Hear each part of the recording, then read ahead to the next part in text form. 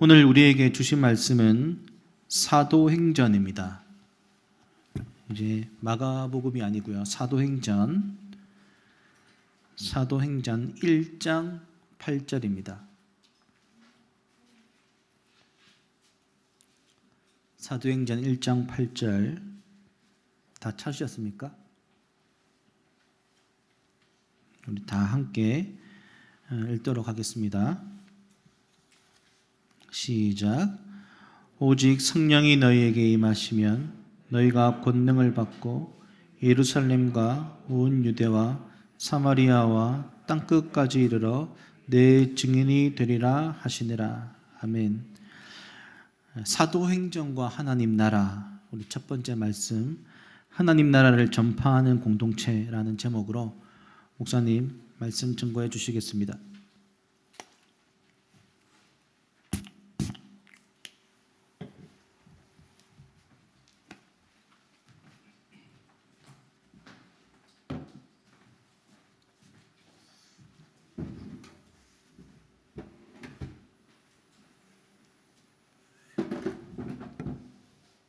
여러분 반갑습니다. 잘 오셨고 환영합니다. 제가 좀 2년 만에 너무 많은 성도들 앞에 있으니까 떨립니다.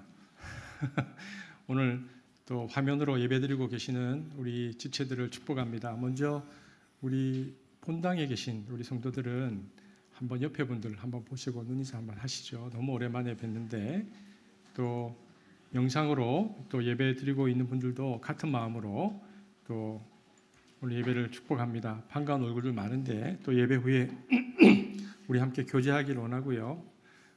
오늘부터는 사도행전을 통해서 하나님 나라 말씀을 보려고 합니다. 특별히 이제 사도행전에 대한 말씀들은 우리가 또 지도도 많이 나오고 또 인명도 많이 나오고 그러는데 특별히 오늘 예배를 위해서 우리 늘 수고하지만 승호 형제가 수고를 많이 해주셨습니다. 왜냐하면은 그 엄청난 지도를 승호 형제가 또 다 이렇게 만들고 해서 아마 예배에 도움이 많이 될 거라 생각되어지는데요.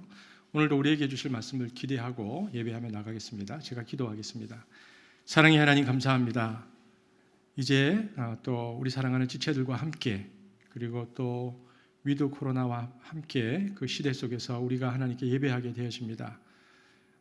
지난 1년 6개월 이상의 시간 속에 우리가 또 많이 고민하고 생각하고 신앙인으로서의 정체성에 관한 일들도 스스로 질문하면서 이 시간을 지나왔는데 하나님 이제 우리가 사도행전 속에서의 하나님 나라를 살아가기를 소망합니다. 성령 하나님 오늘도 말씀하여 주시고 또 우리가 반응할 수 있도록 성령 하나님께서 이 예배를 처음부터 끝까지 붙들어 주옵소서. 감사를 드리며 예수님 이름으로 기도합니다. 아멘.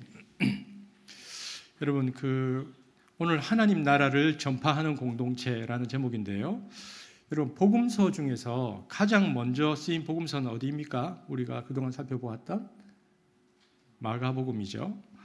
마가복음의 주제는 어디였습니까? 지금까지 우리가 살펴보았던 마가복음 1장 15절입니다. 한번 같이 읽어볼까요?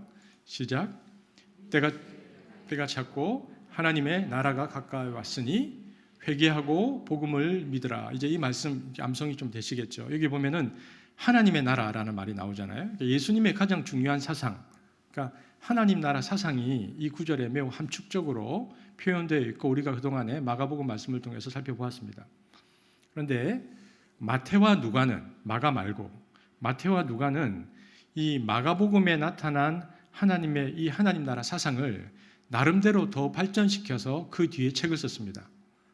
그래서 이것이 마태와 마가와 누가가 다른 관점으로 자신의 복음서를 썼음에도 불구하고 그들의 복음서에 공통적으로 예수님께서 고난을 받고 십자가에서 죽으시고 부활하심이 모두 다 들어있는데 왜 들어있느냐 하면은 그들은 예수님의 고난, 십자가와 부활을 통해서 고난과 십자가와 부활을 통해서 하나님 나라가 이 땅에 시작되었다라는 것을 이야기하는 것입니다. 그러니까 마가가 이야기했다는 그 하나님의 나라를 더 나름대로 발전시키고 해석시켜서 마태와 누가가 그 하나님 나라에 대해서 썼는데요.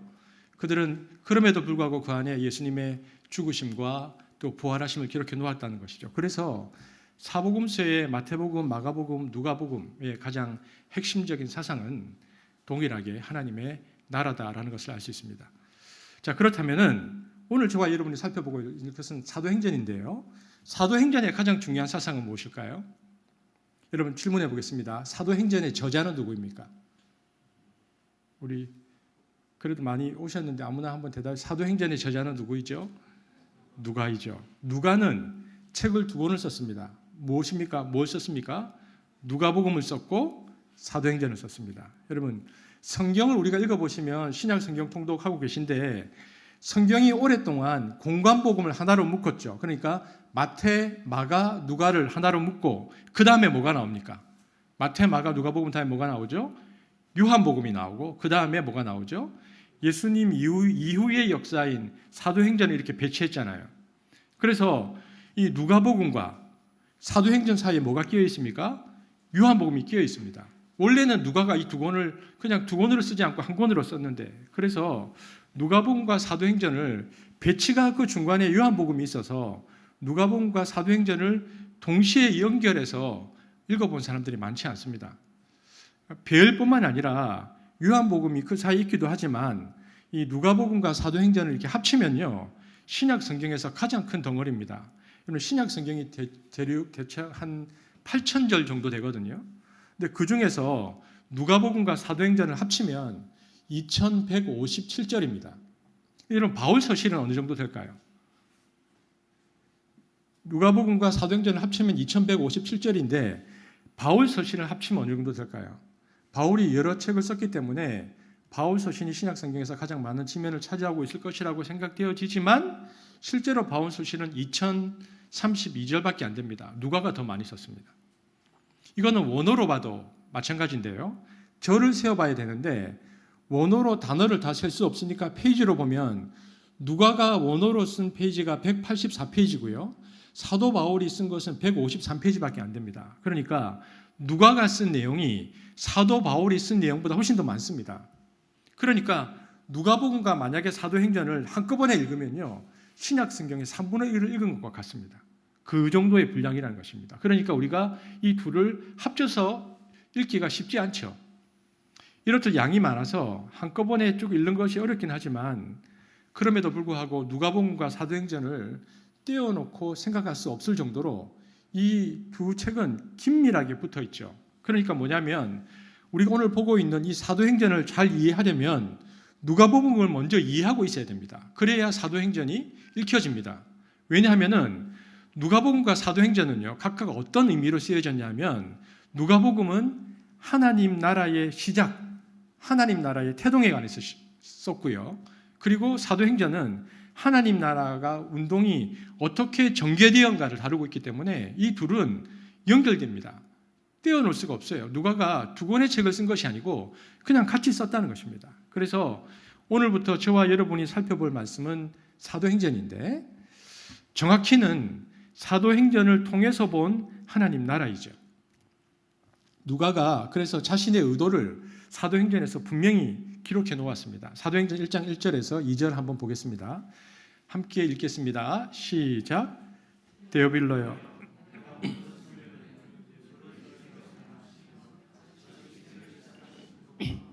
그가 택하신 사도들에게 성령으로 명하시고 승천하신 날까지 이를 보십시오. 누가가 뭐라고 얘기하냐면 내가 먼저 쓴 글에는 이렇게 말했잖아요. 먼저 쓴 글이 뭘까요? 조금 전에 말씀 누가복음이잖아요. 누가복음에서는 먼저 쓴 글에는 자기가 뭘 썼냐 하면 뭘 썼다고요? 예수님께서 행하시고 가르치시는 것부터 사도들에게 명하시고 승천하신 날까지 내가 기록했다. 앞에 누가복음에서는 즉 예수님의 공생애 동안 있었던 일들을 나는 기록했다 이렇게 말하는 겁니다. 사도행전 시작에서. 그리고 이제 이 두 번째 책인 사도행전의 실제적인 시작인 3절에서는 뭐라고 말하냐면 예수님께서 부활하셔서 40일 동안 세상의 제자들과 함께 계셨는데 40일 동안 3년 동안 가르치셨던 것들을 총정리하셔서 제자들에게 다시 가르치셨다. 그러니까 40일 총정리 부활 세미나를 했다 이렇게 말합니다. 3절을 한번 읽어볼까요? 시작. 그가 고난받으신 후에 또한 그들에게 확실한 많은 증거로 친히 살아계심을 나타내사 40일 동안 그들에게 보이시며, 그러니까 누가가 이렇게 말하는 거죠. 나는 앞부분에는 예수님의 공생애를 기록했고, 사도행전 시작에서 예수님께서 부활하셔서 하나님 나라를 가지고 오신 예수님께서 부활하셔서 40일 부활 세미나를 하셨는데, 그러면 부활하셔서 승천하시기 전까지 일어났었던 세미나의 주제가 뭔가? 사도행전 1장 3절 후반절이죠. 함께 보겠습니다. 시작. 하나님 나라의 일을 말씀하시니라. 하나님 나라입니다. 하나님 나라의 일을 말씀하시더라. 그러니까 3년 동안 예수님께서 가르치셨던 메시지를 한마디로 요약하면 뭐다? 하나님 나라다. 누가가 그렇게 정돈했습니다. 그러니까 초대교회 사도들은, 특별히 복음서 기자들은 마태, 마가, 누가는 예수님의 3년 공생애 동안의 핵심 메시지가 뭐였느냐? 그것은 하나님 나라였다라고 증언하고 있는 것입니다. 여러분, 그래서 우리가 오늘 예배 시간에 사도신경 고백했잖아요. 사도신경을 보면 한편으로 좀 아쉬움이 있습니다. 여러분, 신경이라는 것은 뭐냐면 우리가 믿는 것을 고백하는 것인데요. 시대마다 신경이 많이 있습니다. 그런데 우리가 지금 이제 사도신경을 고백하는데, 신경을 보면 우리가 하나님의 말씀을 어떻게 믿고 있는지 고백하는 신앙에서 이 신경, 우리가 믿는 이 고백들은 굉장히 중요합니다. 그런데 이 사도신경의 내용들을 살펴보면 이렇게 되어 있죠. 예수님께서 동정녀 마리아에게서 나시고 본디오 빌라도에게 고난을 받으시고 십자가에서 죽으시고 이렇게 전개되잖아요. 그러면 뭐가 빠져 있습니까? 지금 여기에 보십시오. 동정녀 마리아에게 나시고 본디오 빌라도에게 고난을 받으시고 십자가에 죽으시고 하면 뭐가 빠져 있습니까? 여기에 십자가에서 죽으시기 전에 3년 동안 예수님께서 활동하신 내용이 전혀 없습니다. 사도신경 안에는. 이상합니다. 왜냐하면 예수님께서 죽으려고만 오신 분이 아니잖아요. 예수님은 자신이 왜 죽는지 설명하려고 오셨거든요. 그러니까 예수님이 하나님 나라의 도래, 곧 하나님 나라가 오게 하려고 죽고 부활하신 것입니다. 그런데 그 내용이 쏙 빠져 있어요. 사도신경에. 그러니까 우리가 감히 사도들에게 가서 이 내용이 왜 빠져 있냐고 항의해서 내용을 수정할 수 있다면 사도신경을 이렇게 조금 첨가하면 좋겠어요. 동정녀 마리아에게 나시고 하나님 나라를 선포하시더라. 또는 하나님 나라를 가르치셨더라. 그리고 본디오 빌라도에게 고난을 받으시고 이렇게 바뀌면 좋을 것 같다는 생각이 듭니다. 그러면 전 세계가, 또 전 세계 교회가 예수님의 이 하나님 나라의 중심 사상을 놓지 않았을 것입니다. 그런데 슬프게도 역사는 놓치면 안 되는 부분들을 놓쳐버렸다. 이런 아쉬움들이 좀 있죠. 특별히 예수님께서 시작하신 이 하나님 나라 복음이 누가복음을 읽어보면 지리적으로 어디에서 끝납니까? 누가복음을 읽어보면 누가복음에는 하나님 나라 복음의 시작이 갈릴리, 그러니까 북쪽 갈릴리에서 시작해서 제일 마지막이 어디서 끝날까요? 예수님께서 예루살렘에 오셔서 죽으시니까 갈릴리에 시작해서 예루살렘에서 끝납니다. 이게 누가복음에서 나타나 있는 지리죠. 그럼 사도행전은 어디서 시작할까요? 예루살렘에서 시작해서, 예루살렘에 성령이 임해서 예루살렘에 시작해서 어디서 끝납니까? 로마에서 끝납니다. 그러니까 갈릴리에서 시작해서 예루살렘에서 끝나고 예루살렘에서 시작해서 로마에서 끝납니다. 여러분, 이것은 의도된 것이죠. 누가는 누가복음과 사도행전을 통해서 기독교가 정말 그 변방, 그러니까 갈릴리에서 시작해서 그 식민지 변방에서 시작해서 식민지의 수도인 예루살렘, 그리고는 그 예루살렘에서 그 당시 제국의 심장인 로마까지 어떻게 가게 되었는지를 그 지리적인 움직임과 확장을 묘사하고 있습니다. 그러니까 사도행전이 그냥 쓰여진 것이 아니고 어떻게 이 복음이 이 변방에서 제국의 심장 로마까지 갔는가를 지리적으로 누가가 의도적으로 기록했다는 것을 알 수 있습니다. 그래서 사도행전의 흐름에 중요한 사건이 있을 때는 꼭 하나님 나라 이야기가 나옵니다. 지리와 함께 하나님 나라 이야기가 늘 같이 나오는데요. 제가 조금 뒤에 또 살펴보겠지만은 빌립이 처음으로 예루살렘에만 있다가 예루살렘을 넘어서, 예루살렘 위에 사마리아잖아요. 예루살렘을 넘어서 사마리아 땅으로 갔을 때, 처음으로 복음이 예루살렘에서 사마리아 땅으로 갔을 때 빌립이 어떤 말씀을 전했는가? 사도행전 8장 12절 한번 읽어보겠습니다. 시작. 빌립이 하나님 나라와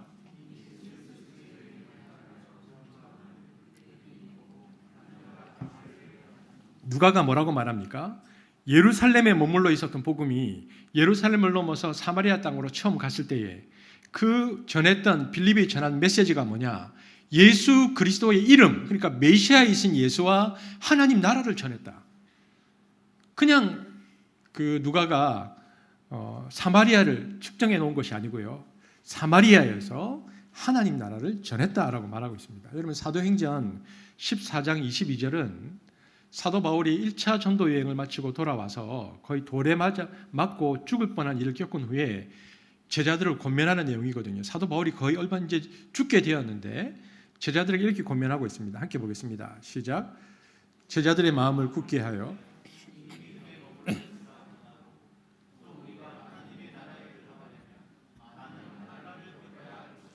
그러니까 1차 전도 여행을 통해서 이제 소아시아 지역을 다 전도하고 돌아온 사도 바울이 너무 핍박을 많이 받아서 거의 죽게 되었는데 바울이 뭐라고 말하냐면 제자들에게 우리가 하나님의 나라에 들어가려면 많은 환난을 겪어야 되는 거다. 내가 지금 겪고 있는 고난이 그냥 고난이 아니고 하나님 나라에 들어가는 과정이다라고 제자들에게 목회적 공고를 하죠.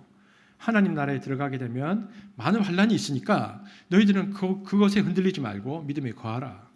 그리고 여러분 사도행전 이제 19장에 가면 19장 8절을 보면 사도 바울이 3차, 1차, 2차, 3차 전도 여행 중에 3차 전도 여행에서 에베소, 우리가 잘 아는 에베소라는 곳에서 사역하게 되는데 에베소는 바울이 굉장히 오랜 기간 동안 말씀을 가르치던 곳으로 에베소 사역은 예수님의 그 사도 바울의 가르침을 가장 자세히 깊게 가르치던 사역이거든요. 한번 보겠습니다. 사도행전 19장 8절에서 10절이 이제 3차 전도 여행 때입니다. 에베소입니다. 시작. 바울이 회당에 들어가 석 달 동안 담대히 하나님 나라에 관하여 강론하며 군면하되 어떤 사람들은 마음이 굳어 순종하지 않고 무리 앞에서 이 도를 비방하거늘 바울이 그들을 떠나 제자들을 따로 세우고 2해 동안 이같이 하니 아시아에 사는 자는 유대인이나 헬라인이나 다 주의 말씀을 듣더라. 여러분 보세요. 사도 바울이 회당에서 석 달 동안 가르쳤는데 그들이 거절했습니다. 그러니까 그가 두란노 소원이라는 곳에서 2년 동안 가르쳤는데요. 온 아시아에 예수님을 모르는 이가 없는 정도로 놀라운 전도가 일어났는데 이 두란노 소원에서 사도 바울이 2년 동안 가르쳤던 이 강론의 주제가 뭐였느냐? 누가가 하나님의 나라다 이렇게 말하는 겁니다. 그리고 사도 바울이 그 다음에 이제 에베소에서 예루살렘으로 돌아가기 위해서 다시 에베소로 경유하려다가 사람들이 막 거기 가면 위험하다, 막 붙잡아서 돌아갈 수 없을 것 같으니까 그 에베소 밑에 있는 밀레도라는 곳에서 밀레도라는 곳에 이제 장로들을 부르거든요. 장로들을 불러서 에베소 장로들을 불러서 20장 25절에 마지막 떠나기 전에 그 장로들에게 이렇게 권하는데요. 한번 읽어보겠습니다. 시작. 보라, 내가 여러분 중에 왕래하며 하나님 나라를 전파하였으나 이제는 여러분이 다 내 얼굴을 다시 못할 줄 아노라. 바울이 이제 떠나면서 아는 거예요. 이 장로들과 자기가 다시 만나기는 힘들다는 거. 장로들에게. 그러면서 나는 하나님의 나라를 가르쳤다.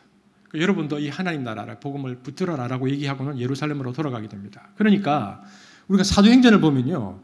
중요한 사건이 있을 때마다 뭐 빌립도 마찬가지고 바울이 하나님 나라를 전했다라는 이야기가 나옵니다. 사도행전에. 그리고 더 놀라운 내용은 사도행전 뒷부분에 가면 나오는데요. 드디어 바울이 1, 2, 3차 전도 여행 후에 예루살렘에 구금되어 있다가 거기서 이제 로마로 갑니다. 로마에까지 복음이 이르렀다는 것은 매우 큰 의미가 있는데 사도행전 28장 23절을 보면요. 바울이 로마에 이르렀을 때 사람들이 날짜를 정하고 바울을 찾아옵니다. 한번 읽어보겠습니다. 시작. 그들이 날짜를 정하고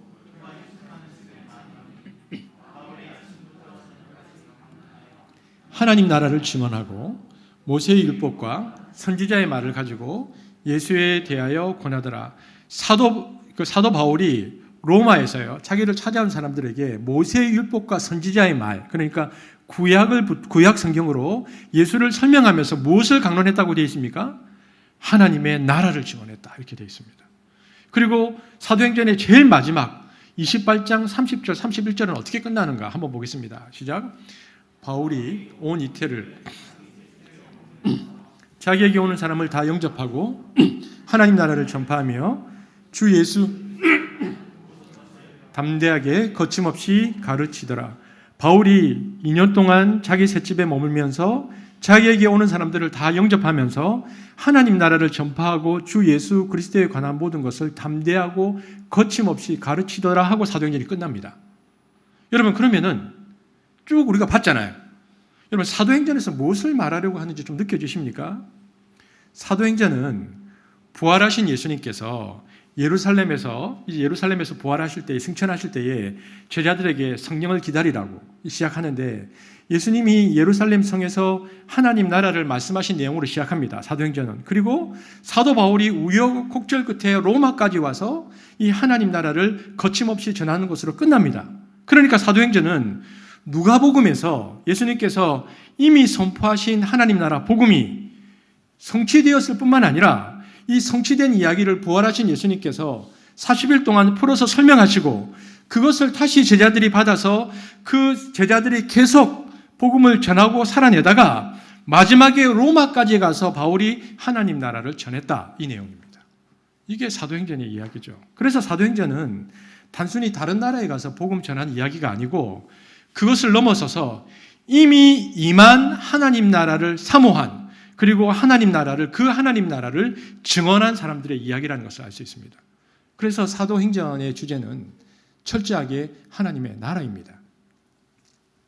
오늘은 이제 우리가 사도행전 말씀을 앞으로 10주 이상은 보게 될 것이기 때문에 사도행전의 어떤 전체의 서론과도 같은 이제 설교를 제가 할 텐데요. 여러분, 제가 아까 마가복음을 보고, 마가복음은 주제가 뭐라 그랬지? 마가복음의 주제절은 몇 절이라 그랬죠? 1장 15절. 그것처럼 모든 성경을 보면 그 성경의 주제절이 나옵니다. 사도행전의 주제절은 뭘까요? 한 절을 뽑으라면? 오늘 저와 여러분이 읽은 사도행전 1장 8절입니다. 여러분, 사도행전 1장 8절은 사도행전 전체의 구조를 한눈에 볼 수 있는 본문입니다.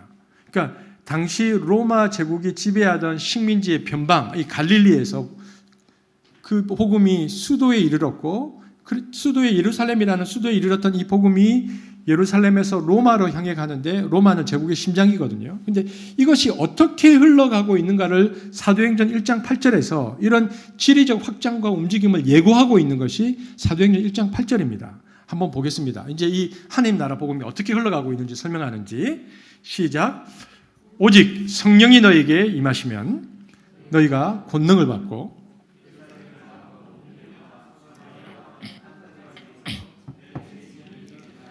여러분, 성령이 오시면은, 예루살렘에 성령이 오시면 어떤 일이 일어난다고 되어 있습니까? 성령이 오시면 예루살렘과 온 유대, 그러니까 예루살렘과 유대는 지도를 보면 어디입니까? 유대인들, 자기들이 사는 지역이죠.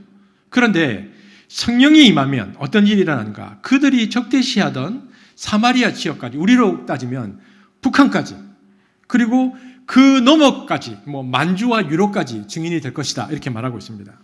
그래서 누가는 사도행전에서 하나님 나라 복음이 예루살렘과 유대 그리고 사마리아 땅끝으로 어떻게 전파 확장되었는지를 1장 8절에 딱 해놓은 다음에 28장까지 그것을 쭉 풀어서 지리적인 순서대로 기록하고 있다는 것을 볼 수 있습니다. 이것이 사도행전을 이해하는 큰 틀입니다. 그렇게 해야 사도행전을 읽을 때 도움이 많이 됩니다. 자, 그러면 우리가 한번 지도를 볼 텐데, 여러분, 먼저 사도행전 1장 1절부터 8장까지, 1장부터 8장까지는 어디에서 일어났었던 일이냐면 예루살렘과 유대와 사마리아에 있었던 일들입니다. 그 일을 기록해 놓았습니다. 우선 1장 1절부터 8장 25절까지는 예루살렘과 유대와 사마리아인데, 그 중에서도 1장 1절부터 8장 1절까지는 예루살렘과 유대 지역, 그러니까 팔레스타인의 남부 지역, 그 유대인들이 살고 있었던 예루살렘과 유대 지역에 있었던 일들을 기록했고요. 8장 2절부터 25절까지는 유대와 사마리아 지역까지 복음이 전파되는 내용입니다. 여러분, 그러면은 사도행전 1장을 보면 이 이야기의 시작이 어디에서 시작되어지냐 하면 예루살렘에서 시작되어지는데, 왜냐하면 예수님께서 예루살렘에서 승천하시고 제자들에게 성령이 올 때까지 있으라고 말씀하셨으니까. 그런데 그 제자들이 얼마나 예루살렘에 머물렀을까요? 예수님께서 승천하시고 난 다음에. 성경을 읽어보면요, 거의 3년 가까이 거기에 있습니다. 이 이야기의 전개가 예루살렘에서 안 벗어나요. 예수님께서 AD 30년에 돌아가셨는데 사도 바울이 회심이 AD 33년이거든요. 그리고는 스데반 사건이 있은 후에 사람들이 흩어지는데 그 3년 동안 사람들은 예루살렘을 안 떠납니다. 유대 지역을 떠나지 않고 그 안에 그냥 올망졸망 모여 있습니다. 아마 그들이 그때 성령이 임했으니까 하나님 나라가 여기에 임했다라고 생각했을 수도 있습니다. 3년 동안 그들은 그 지역을 떠나지 않습니다. 그러다가 이런 상황에서 하나님께서 스데반을 순교시킵니다. 스데반의 순교 사건을 통해서 유대인들에게서 막 박해가 일어나니까 하나님이 유도하신 건데요. 이렇게 해서 하나님께서 모여있는 사람들을 흩으십니다. 그래서 올망종방 1장부터 8장 1절까지 유대와 예루살렘에 모여있다가 8장에 드디어 흩어진 사람들이 어디로 올라가느냐? 사마리아로 갑니다. 그래서 스데반의 순교 이후에 8장에서는요, 그 빌립이 사마리아 지역에서 바로 사마리아 지역에서 에디오피아 내시에게 복음을 전한 후에 사마리아 일대에서 복음을 전했다라는 얘기 나옵니다. 그러니까 복음이 예루살렘에서 사마리아로 간 것이죠. 그러니까 예루살렘과 유대에 국한되었던, 그러니까 유대인의 전유물처럼 여겨졌던 하나님 나라의 복음이 이제 8장부터 꿈틀꿈틀 움직입니다. 3년 동안 꼼짝도 안 하다가 꿈틀꿈틀 움직이다가 8장에 드디어 사마리아에 올라가서 빌립이 에디오피아 내시에게 복음을 전하고 그 지역에서 복음을 전하고 9장을 가면 어떤 일이 벌어지느냐? 사도 바울이 회심합니다. 왜냐하면 사도 바울은 이제 땅끝까지 복음을 가져갈 사람이거든요. 사도 바울이 등장합니다. 그리고 이렇게 사도 바울이 막 준비되는 동안 9장에서 그럼 베드로는 뭐 했느냐? 사도 바울이 막 회심하고 있을 때 베드로는 이곳저곳에서 사역을 하다가 고넬료의 집에 가서 복음을 전하고는 고넬료가 회심하는 사건이 일어납니다. 여러분, 이 사건이 너무 중요해서 10장에 고넬료가 회심하는 사건이 나오고 11장에 고넬료가 어떻게 회심했는지를 그 사람들에게 설명하는 내용이 또 한 번 나옵니다. 그러니까 하나는 가이사라는 지방에서 고넬료가 회심한 사건이고요. 그 베드로가 예루살렘에 와서는 가이사라야라는 지방에서 고넬료가 회심한 사건을 보고하는 내용이 나오는데 두 내용이 똑같습니다. 이렇게 내용이 반복되는 지면을 쓰는 것을 보면 이방인이 처음 복음을 받아들인다는 것이 너무나 중요한 사건이었다는 것을 기록하려는 것을 알 수 있는데요. 특별히 10장에서 베드로가 가이사라는 곳에 가서 하나님을 경외하는 고넬료에게 복음을 전합니다. 한번 보겠습니다. 사도행전 10장 22절 시작. 그들이 대답하되 백부장 고넬료는 의인이요 하나님을 경외하는 사람이라. 여기 보니까 하나님을 경외하는이라는 표현들이 사도행전에 많이 나옵니다. 여러분, 이걸 God fearer라고 말하는데요. 이게 이제 전문 용어로 God fearer라고 되어 있습니다. 어떤 사람이겠습니까? 여러분, 유대교를 믿고 어떻게 되면 유대교인이 되냐면요. 유대교를 믿고 할례를 받으면 유대교인이 됩니다. 그런데 이처럼 유대교로 완전히 들어가려면 할례를 받아야 되는데 유대교는 믿지만 할례를 받지 않은 사람들을 God fearer라고 말합니다. 성경에 보면 유대인이 아닌데 여호와 하나님을 영접하고 받아들이는 사람들이 꽤 있습니다. 이 사람들을 God fearer라고 말하거든요. 그래서 이 10장에 등장하는 고넬료는 로마 군인인데 고넬료는 할례를 받지 않아서 유대교로는 완전히 개종하지 않았지만 유대교를 믿는 사람, 즉 반유대인입니다. 그러니까 완전한 이방인도 아니고 완전한 유대인도 아닌 중간 부류에 속한 사람들이 God fearer인데 사도행전 10장 35절을 보면 베드로가 이 고넬료를 만난 사건을 이렇게 회상하면서 말합니다. 사도행전 10장 35절 시작. 각 나라 중 하나님을 경외하며. 그러니까 God fearer들이 유대교에서 God fearer들이 많이 있었는데 유대교에서 기독교로 개종하기 시작했다. 이들이 유대인도 아니고 이방인도 아니었던 이들이 유대인에 대한 신앙을 갖고 있던 이들이 드디어 기독교로 개종하기 고넬료를 보니까 그들이 기독교로 개종하기 시작했다. 이것은 매우 중요한 사건이었기 때문에 10장에서 그들이 회심하는 장면을 기록하고 11장에서 유대인이 아닌데도 하나님을 경외하고 율법의 의를 지키려고 애쓰는 사람들이 하나님이 교회 공동체로 받아들이고 성령을 부으셨다고 베드로가 예루살렘에 들어가서 간증을 하는 겁니다. 그들이 유대교인이 아닌 그들이 God fearer들이 드디어 고넬료를 보니까 기독교로 개종하기 시작했다. 그런 다음에 그런 일이 있은 다음에 11장에 가면 이방인에게도 복음이 전파된 것에 대해서 예루살렘 사람들이 막 베드로 얘기를 듣고 놀라고 있는데 그때 너무나 중요한 안디옥 교회 얘기가 나옵니다. 그때 읽어보겠습니다. 사도행전 11장입니다. 시작. 그때에 스데반의 일로 일어난 환란으로 말미암아 흩어진 자들이 베니게와 구브로와 안디옥까지 이르러 유대인에게만 말씀을 전하는데, 여러분 우리 교회가 안디옥 교회의 말씀을 받고 세워진 교회인데, 여러분 안디옥 이야기가 왜 중요합니까? 여러분 보십시오. 예루살렘과 유다와 사마리아는 왔다 갔다 했지만 팔레스타인 땅 안에서 일어났던 일입니다. 유다, 사마리아. 하지만 안디옥은요, 이제 나중에 위치 보면 안디옥은 이제 땅끝으로 가는 출발입니다. 이제 땅끝으로 가려고 복음이 팔레스타인 땅에서 딱 벗어나려고 하는 시점입니다. 사도행전 11장 20절 한번 볼까요? 시작. 그 중에 구브로와 구레네 몇 사람이 안디옥에 이르러 헬라인에게도 말하며 주 예수를 전파하니, 여러분 왜 이것이 중요하냐면요, 헬라인에게도 말하며 주 예수를 순수한 이방인에게 복음을 전파하는 일이 드디어 일어났습니다. 땅끝을 향해서 드디어 팔레스타인 땅을 벗어났다. 왜냐하면 고넬료는 이방인이었지만 유대교의 귀한 하나님을 경외하는 자였고요, 에디오피아 내시도 사마리아 지역에서 복음을 들었지만 예루살렘 성까지 와서 예배를 드릴 만큼 유대교에 심취했던 사람이, 아마 에디오피아 내시도 가드피어였을 것입니다. 그런데 사도행전 11장에서 뭐라고 말하냐면, 이제 완전히 순수한 이방인에게 복음이 전파되어서 땅끝으로 나아가는 일이 획기적으로 열리게 되었는데, 그것이 바로 안디옥 교회다, 이렇게 말하는 겁니다. 이제 땅끝을 향해서 나아가기 시작했다, 이렇게 얘기하는 거죠. 이렇게 전개되다가 11장이잖아요. 12장에 가면 다시 박해가 일어납니다. 그래서 12장에 보면 야고보 사도가 순교합니다.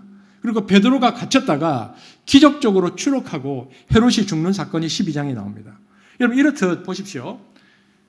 1장부터 8장까지는 복음이 예루살렘에 있다가 꿈틀꿈틀거리는 얘기가 나오는데, 8장부터 12장에서는 복음이 이제 예루살렘에서 시작해서 땅끝으로 나아가기 직전의 이야기들을 얘기하고 있는 것입니다. 그럼 여기까지 12장까지 주인공은 누구인가? 베드로입니다. 베드로가 주인공이 되어서 12장까지 쭉 오다가 12장에서 멈추고 15장에서 예루살렘 회의를 할 때 베드로가 잠시 나타나고는 안 나타납니다. 그리고 13장에서는요, 마침내 땅끝으로 가는 여행이 시작됐는데, 여기서부터는 사도 바울이 주인공입니다.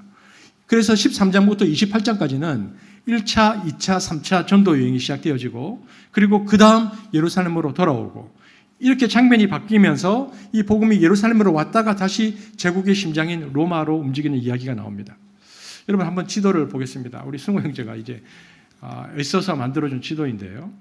여러분 고대의 길은 바뀌지 않습니다. 고고학자들이 발견한 고대의 길들을 보면은 실제로 성경에 있는 길들입니다.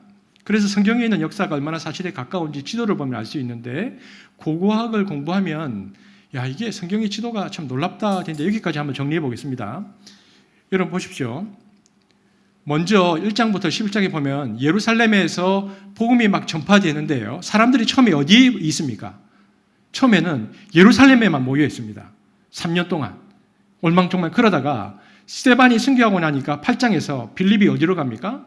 사마리아로 가서 에디오피아 내시아에게 복음을 전하고 그 지역에 복음이 전파됩니다. 그리고는 9장에서 사도 바울이 이 다메섹에서 회심을 합니다. 그리고 10장에서 베드로는 욥바를 거쳐서 이 가이사랴로 가서 고넬료를 만납니다. 그리고 만나고 나서 베드로가 11장에서 다시 예루살렘으로 돌아오거든요.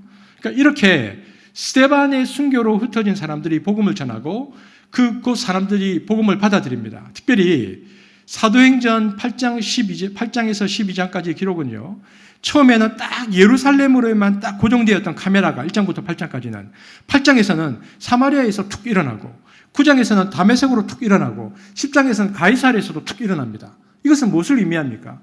누가가 이렇게 기록하면서 뭘 말하고 있을까요? 하나님이 동시다발적으로 일하기 시작하셨다. 사람들은 예루살렘에 꼼짝도 하지 않았지만 하나님은 동시다발적으로 이 일들을 시작하셨다라고 말하고 있는 것입니다. 그리고는 13장부터는 사도 바울이 드디어 전도 여행이 시작되어집니다. 이제 지도는 13장부터는 팔레스타인 땅을 아예 벗어납니다. 그래서 땅끝을 향해서 이제 시작되는데요. 여러분 누가복음 1장 8, 그러니까 사도행전 1장 8절 유다와 사마리아와 땅끝이라는 이 지리적 구도로 지금 사도행전을 기록하고 있다는 걸 우리가 살펴보고 있습니다. 누가는 철저히 그 의도로 지금 이렇게 성경을 쓰고 있거든요. 사도행전 13장 1절부터 14장까지는 1차 전도 여행입니다. 지도를 보고 있는데, 사도 바울과 바나바는 안디옥 교회에서 파송을 받아가지고요, 그의 조카, 그러니까 바나바의 조카 마가와 함께 AD 46년에서 48년까지 3년 동안 1차 전도 여행을 합니다. 지도를 보면 근데 이 1차 전도 여행 규모가 작아요. 얼마 안 움직였어요. 이 소아시아 지역을 움직였는데 3년 동안 바울, 바나바, 마가가 여행을 했죠.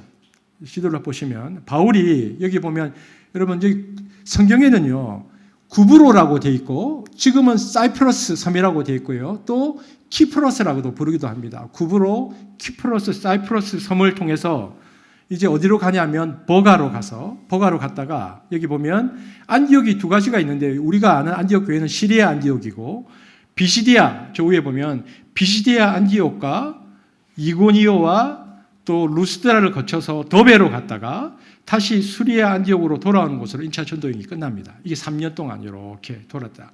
이렇게 말하고 있습니다. 그리고 이게 1차 전도 여행이고요. 14장까지 얘기입니다. 그리고는 15장에서는 이방인들이 복음을 받아들이는 문제에 대해서 예루살렘에서 공의회가 열립니다. 그들이 복음을 받아들였다는 것을 보고하면서 막 얘기하죠. 그리고 15장 끝에 가면 2차 전도 여행이 시작되어집니다. 한번 읽어보겠습니다. 이게 2차 전도 여행인데요. 시작. 며칠 후에 바울이 바나바더러 말하되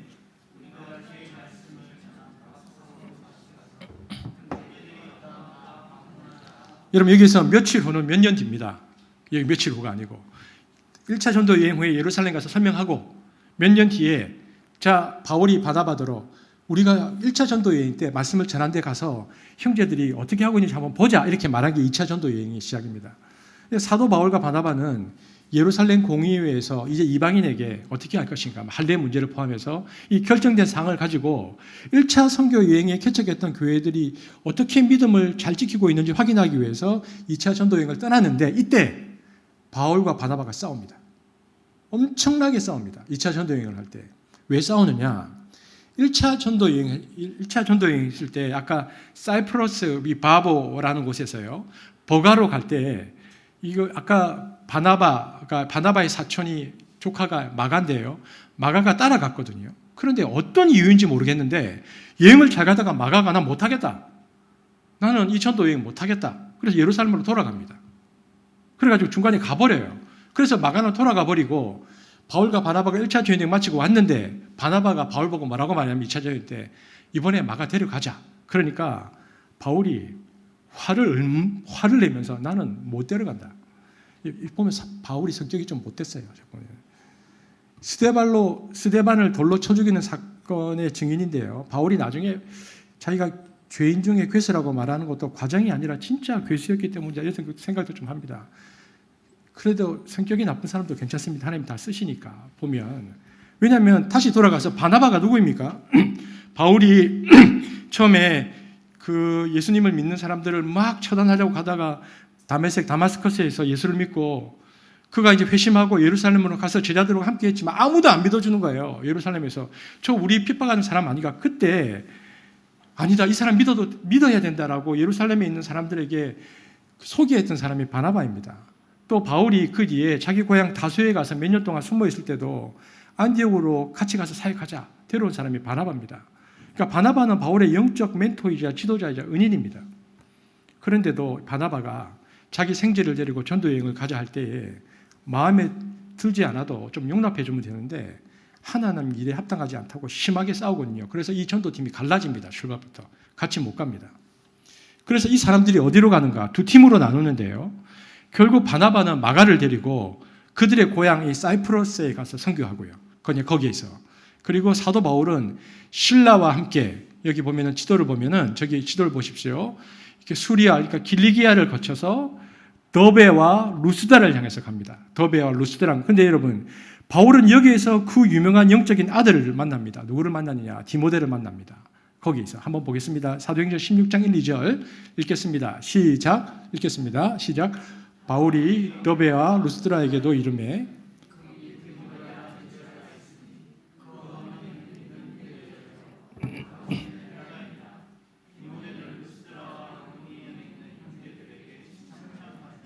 그러니까 2차 전도 여행 때 그곳에서 더베와 루스드라에서 디모데를 만나는데요. 디모데는 사도 바울에게 어떤 메시지를 들었는가? 하나님 나라에 들어가려면 많은 환난을 겪어야 한다는 말을 바울에게서 들은 사람입니다. 그래서 디모데후서 3장 11절 12절에서 바울이 자기에게 이런 말을 했다고 씁니다. 보겠습니다. 시작.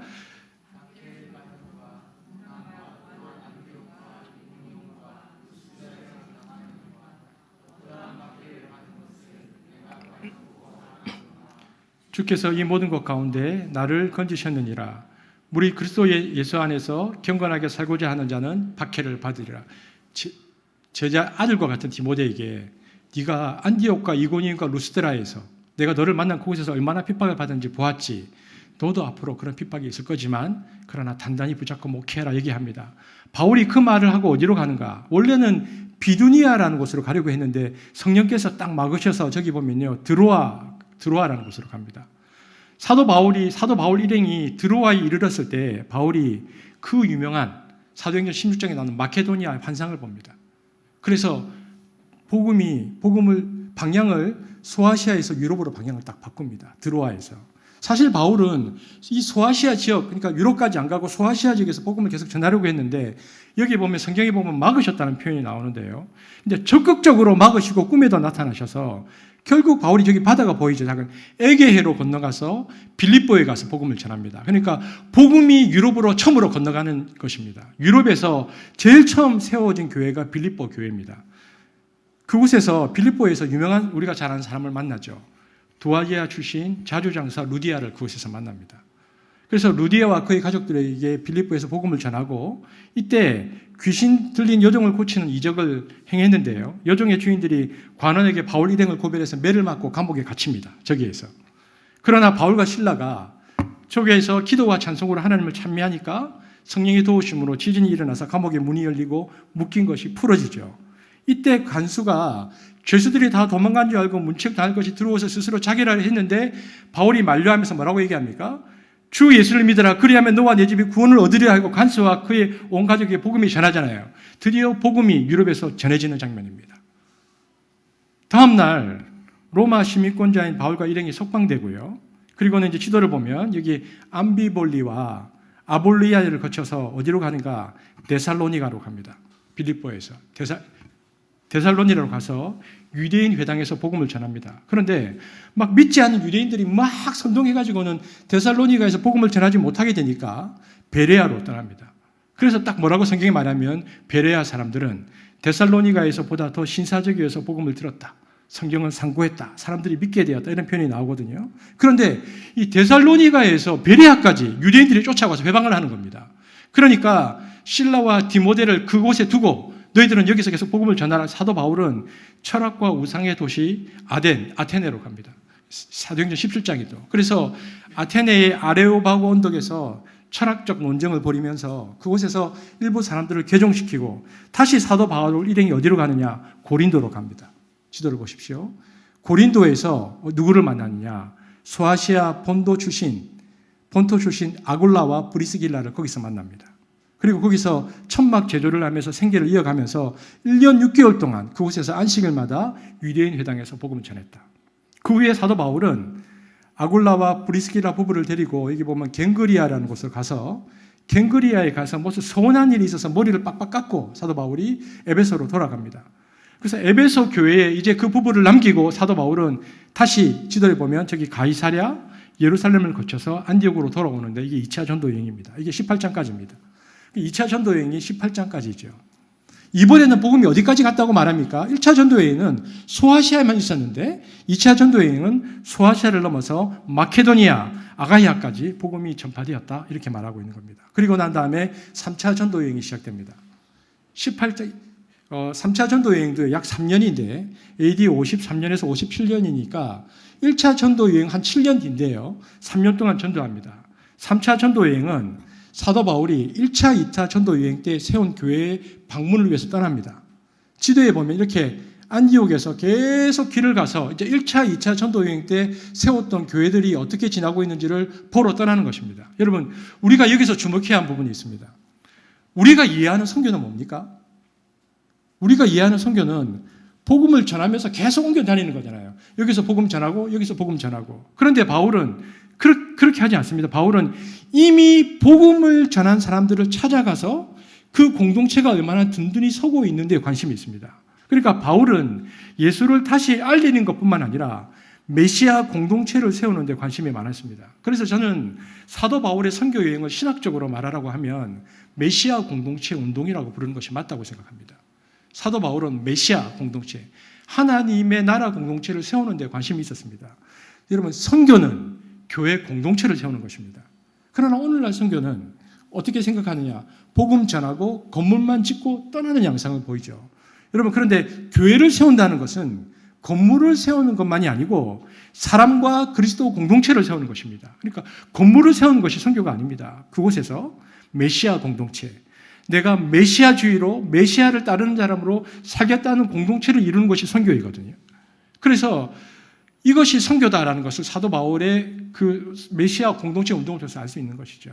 사도 바울은 3차 여행에 보면 여기 갈라디아와 부르기아를 지나서 에베소에 도착해서 여기서 누구를 만나느냐? 알렉산드리아 출신 아볼로라는 유대인을 만납니다. 들어보셨죠? 아볼로는 학문이 많고 성경에 능한 자였습니다. 굉장히 샤프하고 똑똑한 사람이었는데 이 당시 에베소에서는요, 사람들이 뭘만 알고 있었냐면 요한의 물세례만 알고 있었는데 사람들에게 바울은 그리스도의 이름으로 성령의 세례를 받게 해서 12명에게 성령이 임하고 방언과 예언을 하는 일들이 벌어집니다. 사도 바울은 회당에서 아까도 우리가 봤는데 석 달 동안 강론을 하고요. 사람들이 막 핍박을 하니까 두란노 소원에서 2년 동안 성경을 가르치면서 에베소에 머물렀습니다. 바울이 에베소에 머무는 동안에 많은 이적을 행하자 마술을 행하던 자들이 마술책을 막 불사르는 일이 있었고요. 또 하나는 아데미 신상을 팔던 그 은장색 데메드리오가 그의 추종자들을 부추겨서 소동을 일으키는 사건이 일어났는데 이로 말미암아서 사도 바울 일행이 에베소를 떠날 수밖에 없었습니다. 그런데 여러분, 사도 바울이 이 에베소에 3년 동안 머물 때에 우리가 아는 사도 바울 서신서가 거의 다 여기서 쓰여집니다. 사도 바울이 3차 전도 여행 때 이때 거의 다 성경을 쓰죠. 그리고 그 이후에 에베소에 떠나서 3개월 동안 이 마케도니아와 헬라를 두루 다니면서 제자들의 믿음을 굳게 하라고 한 다음에 수리아로 가고자 했는데 유대인들이 바울을 해하려는 공모가 있음을 듣고는 마케도니아로 돌아서 가기로 결심합니다. 그래서 사도 바울 일행이 닷새를 거쳐서 빌립보에서 드로아로 가는데요. 이 드로아에서 안식 후 첫날 바울의 강론을 듣다가 3층에서 떨어진 유두고라는 청년을 살려냅니다. 이적이 일어나죠. 그리고 사도 바울은 아소로 가서 배를 타고 여기 미둘레네에 도착하고 이튿날 다시 기호 앞을 지나서 그 이튿날 사모에 다음날 밀레도에 이릅니다.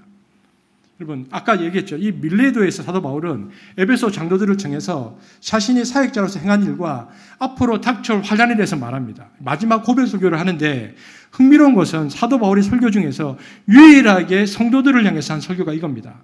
이제 장로들 당시들은 환란이 있지만 믿음을 굳게 하라. 사도 바울 일행은 밀레도에서 고스 그리고 로도 바다라를 징해서 두로에서 상륙해서 그곳의 제자들을 찾아가서 7일 동안 머물고요. 성령에 감동한 제자들은 사도 바울에게 그곳에서 예루살렘을 가면 안 됩니다. 사도 바울 큰일 납니다. 이야기를 들었지만 두로에서 돌레마이에 이르러서 하루를 머물고 이튿날 가이사랴에 도착한 일행이 전도자 빌립의 집에 머물렀는데 빌립의 네 딸이 예언하는 일이 있었는데 이 딸이 예언하면서 바울이 유대에 가면 결박당하고 이방인의 손에 넘겨줄 거라고 예언하지만 사도 바울이 담대히 주 예수의 이름으로 결박받음과 예루살렘에서 죽을 것을 각오하였다고 말하고요. 며칠 후에 바울은 이 가이사랴의 몇 제자와 오랜 제자 구브로 사람 니손을 데리고 예루살렘으로 향합니다. 여기까지가 3차 전도 여행입니다. 여러분 보십시오. 누가가 어떻게 쓰고 있습니까? 갈릴리, 유다, 사마리아 이 땅끝을 향한 지리적 여정을 끊임없이 쓰고 있습니다. 사도행전 1장 8장에 쓰고 난 다음에 계속해서 이렇게 복음이 전해져 있다는 것을 그 관점으로 지리적으로 쓰고 있는 것입니다. 그 이후에 어떤 일이 일어났는가? 오순절 전날에 사도 바울이 3차 전도 여행이 끝나고 예루살렘에 도착했는데 예루살렘 교회 장로들이 굉장히 사도 바울 일행을 환대해 줍니다. 그래서 사도 바울이 이방에서 일어났었던 선교 보고를 해요. 사도행전 21장에. 그런데 사도 바울이 예루살렘에 도착했다는 얘기를 듣고는 유대인들이 막 불때처럼 달려들어서 막 성이 난리가 납니다. 이 소란을 중지하기 위해서 로마 군사들이 출동해서 사도 바울이 체포되고요. 바울은 백부장에게 청해서 자신을 변론할 수 있는 기회를 달라고 합니다. 그래서 사도 바울이 변론을 하는데 자신은 유대인이고 자신이 회심한 일을 이 모인 유대인 앞에서 막 간증합니다. 그랬더니 사람들이 막 더 분노해서 일어나니까 천부장이, 이번엔 천부장이 위해서 1000명의 그 로마 군인들이 이끄는 천부장이 사도 바울을 그 성 안으로 끌고 들어가서 바울을 신문하려고 하는데 바울이 내가 로마 시민권자다 이렇게 말하니까 천부장이 유대인들이 그를 성사한 이유에 대해서 알기 위해서 다음날 사도 바울을 이 공유에 세웁니다. 이때 막 또 논쟁이 일어나요. 사두개인과 막 바리새인들이 분쟁이 너무 분분하니까, 너무 분쟁이 세니까 천부장이 다시 사도 바울을 영문 안으로 들입니다. 유대인들이 이때 바울을 죽일 것을 맹세하고 매복했는데 이 소식을 들은 천부장이 한밤중에 사도 바울을 밤에 유대인들 몰래 아까 우리가 봤던 가이사랴로 호송시켜서 로마의 총독 벨릭스의 재판을 받게 합니다. 사도 바울은 가이사랴라는 곳에서 2년 동안 구류됩니다. 여러분 보십시오. 1차, 2차 전도 여행을 다녀와서 예루살렘에 있다가 사람들이 하도 소동을 일으키니까 결국 가이사라는 곳으로 갔는데 그곳에서 2년 동안 갇혀 있습니다. 어떻게 보면 여기서의 시간이 낭비인 것처럼 보이지만 실제로는 2년 정도 머물면서 사도 바울이 11대 총독 벨릭스, 12대 총독 베스도, 그리고 그때 그곳을 다스리고 있는 아그리빠 왕에게도 복음을 전합니다. 그리고 사도 바울이 항소하죠. 나는 로마 시민이다. 로마에서 황제가 직접 주관하는 재판을 받기로 청하고 그토록 로마로 가고 싶었던 사도 바울이 백부장 율리오에 의해서 후송되어서 로마로 갑니다. 이게 사도행전 27장입니다. 그리고 로마로 압송되는 배를 타고 움직이는데 유라굴라라는 광풍을 만나서 거의 죽을 뻔하다가 다시 살아나서 결국 로마까지 갑니다. 그래서 로마에서 2년 동안 재판을 기다리면서 사도 바울이 유대 고관들 앞에서 변론도 하고 찾아오는 모든 사람들 다 영접하고 담대히 하나님 나라를 전파하고 로마를 중심으로 복음이 삽시간에 번지는데 제국의 심장에서 하나님 나라를 자유롭게 선포하는 것으로 사도행전이 끝납니다. 여러분, 제가 사도행전 설교를 길게 할 것이기 때문에 앞으로 오늘 사도행전 1장의 결과를 살펴보았는데요. 그런데 여러분, 우리가 이게 지리적으로 1차, 2차, 3차 로마까지 간 것을 보았는데 이것은 초기 기독교 역사의 일부입니다. 이 사도행전은 전부가 아니고 어떤 일부인가, 사도 바울이 전했던 그 하나님 나라를 따라가는 사도 바울을 중심으로만 쓴 일부입니다. 그래서 사도행전 13장부터는 카메라가 사도 바울에게만 집중되어 있죠. 오해하지 말아야 하는 것은 이때 다른 사도들도 왕성하게 사역하고 있었다는 것입니다. 그런데도 사도행전은 왕성하게 사역하고 있는 사도들의 이야기를 다 생략하고 사도 바울의 전도 여행에만 초점을 맞추고 있습니다. 우리는 지금 성경에 보면 현재 우리가 가지고 있는 사도행전밖에 없지만 아마 천국 가면요, 천국 도서관에는 사도행전 1권, 2권, 3권 다른 베드로가 전한 사도, 그러면 다른 사도들이 전한 사도행전이 많이 있을 겁니다. 베드로의 움직임이나 도마의 움직임들을 따라간 사도행전도 저는 분명히 있을 거라고 상상합니다.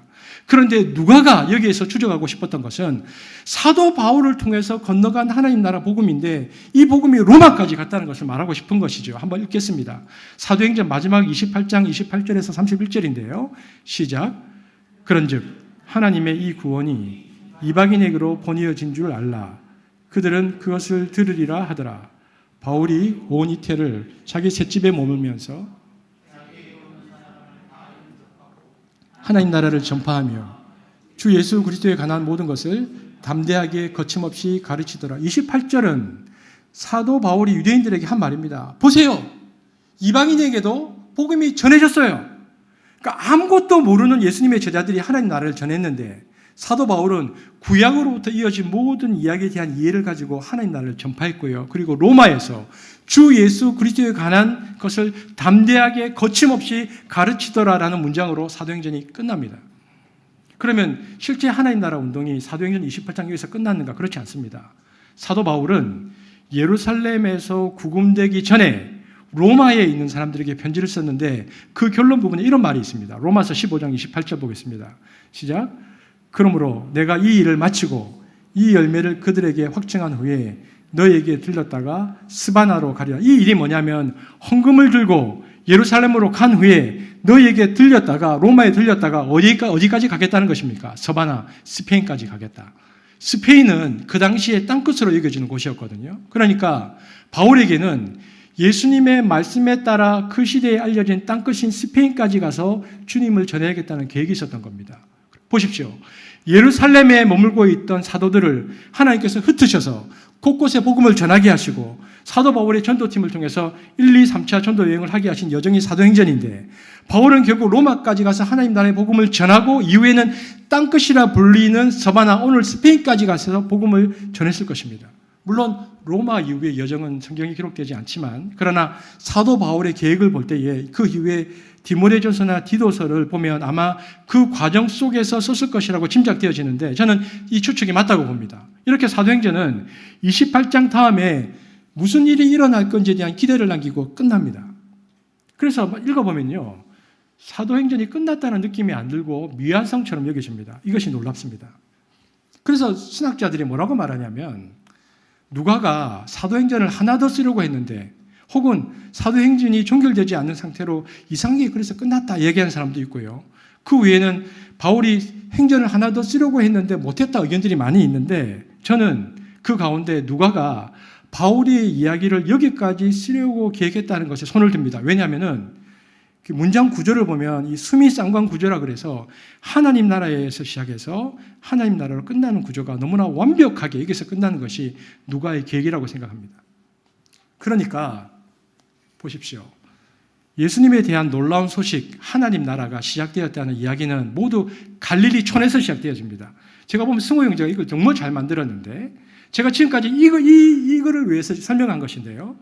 갈릴리 촌에서 시작된 것입니다. 그러나 이 변방에서 시작될 때부터 예수님은 이방 땅 끝까지 복음을 전파할 꿈을 가지고 계셨고 그 길을 가면서 끊임없이 반대와 저항이 부딪히면서 예수님께서 이 복음을 어디까지 가져오셨습니까? 예루살렘까지 와서 돌아가셨죠. 그리고 마침내 어떻게 됩니까? 하나님 나라가 시작됩니다. 그리고 그 다음에 어떻게 됩니까? 처음에는 예루살렘과 유대에만 머물고 있다가 어떻게 됩니까? 스데반의 순교를 통해서 사마리아 지역에 전파되었다가 베드로를 통해서 가이사랴의 고넬료의 복음이 전파되어지고 이를 통해서 예루살렘의 그 많은 제자들이 이방인에게도 세례가 임했다고 감탄할 때에 안디옥에 이방인의 주가 된 교회가 세워지고요. 안디옥 교회에서 파송된 선교팀을 통해서 갈라디아 지역까지 복음이 가고 소아시아 지역까지 1차 여행 때 갔다가 마게도니아 아가야를 움직이고 로마까지 갔다가 다시 어디로 가는가? 스페인까지 갔다. 사도행전이 지금 이야기를 하고 있는 것입니다. 그러니까 사도행전 1장 8절을 철저하게 이 관점으로 이 지리적 관점에서 누가가 썼다는 것입니다. 자, 여러분 이제 우리에게 적용하고 말씀을 맺겠습니다. 그렇다면 이 적용은 아주 간단합니다. 그렇다면 이를 통해서 우리가 뭘 알 수 있는가? 누가복음과 사도행전이 쓰인 이유는 사도행전 28장 말미에 나오는 사도 바울 미완성으로 완성된 성경을 끝낸 것은요. 사도 바울을 이어서 이 길을 계속 가라고 공고하기 위해서입니다. 너희들이 사도행전 29장을 써라. 이제부터 이 복음을 아는 자들이 사도행전 29장을 써야 한다. 이 한마디입니다. 그렇게 우리는 이 말씀 앞에 실문해야 됩니다. 오늘 우리가 오랜만에 함께 모여서 이제 예배를 드리고 있는데요. 나는 예수님을 따라가는 사람인가? 따라간다면 지리적으로 나는 지금 어디쯤 있지? 나는 갈릴리에 있나? 나는 유다에 있나? 나는 지금 예루살렘에 머물렀나? 나는 사마리아에 있나? 나는 안디옥에 있나? 나는 소아시아에 있나? 나는 로마에 있나? 나는 스페인에 있나? 여러분 자기가 어디쯤 있는지를 한번 보십시오. 먼저 우리는 이 말씀 앞에서 사도 바울은 결국 로마라는 제국의 심장까지 갔잖아요. 그런데 여러분 우리는 이미 제국의 심장에 들어와 있습니다. 왜냐하면 옛날에는 로마라는 곳이 제국이었습니다. 얼마 전만 해도 뉴욕이나 도쿄나 베이징이나 이게 제국의 심장처럼 보였지만 이제는 도시화에 이어서 인터넷망이 다 확보되어서요. 서울이든 어디든 도시는 다 제국이 되었습니다. 그러니까 우리는 이미 제국의 한복판에 있습니다. 그러면 우리는 이제 제국의 중심까지 갔고 그러면 제국의 중심에 갔었던 사도 바울이 로마에서 어디로 가고 싶어 했죠? 스페인으로 가고 싶었잖아요. 땅끝. 그러면 오늘날 제국의 심장에 이미 살고 있는 우리는 어디로 가야 되는가? 땅끝인 스페인으로 가야 되는데 사실 갈릴리 변방에서 시작된 복음이 지리적으로는 갈 때까지 다 갔습니다. 복음이 전 세계에 다 전해져서요. 거의 모든 부족에게 복음이 전해졌고 모든 부족에게 성경이 번역되었기 때문에 이제 땅끝이라는 말은 지리적이기보다는 이제는 우리에게 땅끝은 어디인가?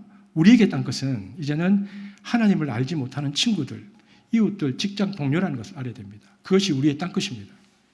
여러분 하나님 나라를 이야기하려면 사회 정의도 말하고 사회적 불의와 정치, 경제, 사회적으로 끼어지는 것도 다 말해야 되지만 중요한 일이지만 하나님 나라 운동의 핵심과 그 출발점은 결국 뭐냐? 하나님 나라의 전파에 있습니다. 하나님을 알지 못하는 사람들이 돌아오는 데 있다는 것입니다. 하나님 나라의 복음이 들려지고 이로 인해서 하나님 사람들이 돌아오는 역사가 없이 어떻게 하나님 나라의 가치가 구현되겠습니까? 하나님 나라를 모르는 사람이 하나님을 알게 되는 일보다 더 큰 역동은 없다는 것입니다. 오늘 우리가 1년 6개월 만에 많은 성도들이 함께 모여서 예배를 드립니다. 지난 1년 동안 우리 한식교회 회심한 분들이 몇 분 있을까요? 하나님을 알지 못하다가 믿게 된 분. 지난 1년 동안 회심하는 사람이 한 명도 없다 했다 하더라도 우리 교회에 그것은 우리 잘못은 아닙니다. 회심은 성령께서 일으키시는 기적과 같은 일이기 때문에 우리가 못합니다. 열매는 우리들의 책임이 아닙니다.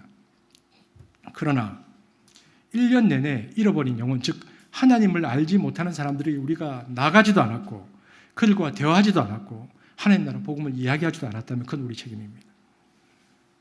매주는 아니더라도 한 달에 한 번 우리가 복음을 전해야 하는 사람들의 명단을 가지고 진지하게 기도하는 명단이 없다면, 그리고 그들을 위해서 기도하거나 복음을 전하지 않았다면 그것은 우리 책임입니다. 그래서 교회가 모일 때마다 복음을 전해야 하는 사람들을 위해서 기도하고 복음이 그들에게 전파되도록 우리의 친구들이 살아가는 이 세상과 문화를 연구하고 그들에게 하나님 나라의 복음을 전파하는 방법을 연구하고 이를 위해서 기도하는 일이 없다면 그 결과에 대해서는 분명 우리가 책임이 있다는 것입니다. 왜냐하면 성령께서 간절히 역사하기 원하시는 그 일들을 무시하고 우리가 그 문을 열지 않았기 때문입니다. 여러분, 우리 삶을 한번 살펴보십시오. 우리는 지금도 정말 최선을 다해서 살고 있습니다. 그런데 인생이 더 풍성해지기 위해서, 인생이 더 균형 잡히기 위해서, 좀 더 성장하기 위해서, 좀 더 배우고 좀 더 알기 위해서 자신에게 집중했지만 그렇게 집중하고 그 자리에 주저앉아 있다면 우리는 과연 주님을 따르는 자들인가? 후에 주님께서 이렇게 물으실지 모릅니다. 너 나를 따라온 거 맞냐? 너 그냥 거기 앉아 있었잖아. 너 밤낮 공부만 했잖아. 너 밤낮 거기 네 가정만 돌봤잖아. 너 밤낮 네 일만 했잖아. 그리고 너 왔다 했던 일은 밤낮 너 불행만 나에게 이야기했잖아. 만약 그런 얘기를 들으면 우리가 그날에 괜찮겠습니까? 그러나 만약 부족해도 어떻게 해서든 잃어본 영혼에게 복음을 전파하려고 노력하고 함께 씨름하고 오늘날 한국 교회의 부끄러운 모습에 대해서 미안하다고 사과하고 그래도 그렇게 살지 않고 있는 우리가 있다고 우리와 같이 가보자고 말할 수 있고 이 코로나 상황에서도 찾아가서 위로가 되어지고 격려하고 처리할 수 있다면 회심은 지금도 지속적으로 일어날 수 있다는 믿음이 우리에게 필요한 것입니다. 오늘날 복음 전도도 잘 안 되고 회심이 희귀하다는 생각들이 많습니다. 그리고 내가 그렇지 않은 것을 밝히는 것도 부끄러운 세상이라고 말합니다. 그러나 지금도 매일같이 주님은 이렇게 복음을 나누고 찾는 이들을 찾아 섬기는 사람들을 통해서 일하고 계신다는 사실들을 기억해야 합니다. 주님의 가장 큰 관심은 하나님 나라가 전파되는 데에 있습니다. 결국 주님을 따른다는 것은 하나님 나라의 복음을 전파하면서 확장한다는 뜻입니다. 그러므로 우리가 전도하자, 복음을 전파하자는 것은 교인 숫자를 늘리자, 교세 확장을 하자는 말이 아닙니다. 그것은 예수를 따르는 자들의 가장 크고 중요한 특징입니다. 복음을 전하지 않으면 주님을 따르는 것이 아니라고 해도 무관합니다. 자, 그러므로 오늘 지금 이 시간에 가장 가까운 친구, 가장 가까운 이웃들을 머리에 한번 떠올리면서 오늘 우리가 한번 명단들을 써볼 수 있으면 좋겠다는 생각도 듭니다. 그리고 나중에 태영 목사님에게 이 명단을 주시고 이제 우리가 위드 코로나로 모였을 때 우리가 뭘 할 것인가? 가장 먼저 땅끝인 우리의 이웃, 친척 그리고 우리의 일가족들의 그 명단을 두고 교회가 함께 기도하는 것으로 그리고 우리가 함께 모여서 이들이 하나님께 돌아올 것을 기도하는 것으로 예배할 때에 그렇게 우리의 위드 코로나의 시간들을 시작할 때에 그래서 그로 인해서 예수를 믿고 회심한 새 친구들, 새 가족들이 함께하는 우리 공동체가 될 때에 그 시간들이 의미가 있을 것이라고 생각되어집니다. 우리 교회가 사도행전 29장을 쓰게 되어지는 교회가 되어지기를 주의 이름으로 축복합니다. 기도하겠습니다. 하나님, 오늘 사도행전 말씀 앞에서 성경이 말하는 그리고 하나님 나라 복음이 복음서를 인해서 사도행전에서 어떻게 전파되고 확장되어지는지를 보아왔고 이제 29장이 우리 앞에 놓여 있다는 것을 보았습니다. 이제 우리가 함께 모여 신앙생활을 할 때에 시작할 때에 우리에게 그 사도행전 29장을 쓸 수 있도록 그리고 우리가 그 일들에 집중할 수 있도록 한수 공동체를 사용하여 주시고 그 일들을 통해서 하나님 나라가 주님이 오실 때까지 확장되도록 우리를 주의 도구로 사용하여 주옵소서.